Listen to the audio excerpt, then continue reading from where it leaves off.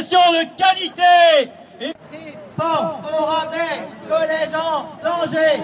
On a transposé un petit peu la réforme du lycée au niveau du collège. Et donc on voit bien que ces dispositifs soi-disant novateurs n'ont pas produit forcément les effets bénéfiques escomptés sur les élèves.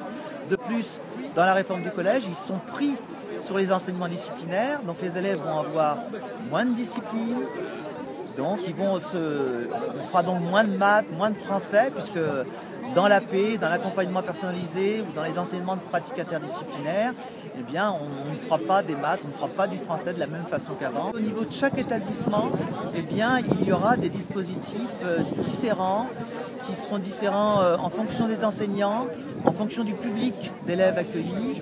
Et donc, ça va être une disparité considérable avec des concurrences entre les disciplines, des concurrences entre les enseignants, des concurrences entre les établissements. La mobilisation semble relativement faible ce matin. Ça veut dire que quand même il y a une capacité à durer contre la réforme ou... Bien sûr, il y a une capacité à durer. Je veux dire, on est dans un plan d'action. Il y a effectivement aussi des incitations à refuser le plan de formation qui est vertical.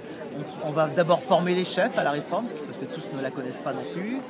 On va ensuite former certains membres volontaires des conseils pédagogiques des établissements. Puis ensuite, on va essayer de former tout le monde. On va informer sur les programmes. Donc, il y a un plan d'action qui va durer, à mon avis, et qui va s'étaler sur toute l'année. Et puis, les collègues vont bien, à un moment donné ou à un autre, obligés de rentrer dans cette réforme, puisqu'il va falloir préparer la rentrée prochaine. Et nous, bien évidemment, on est pour que cette réforme soit retirée.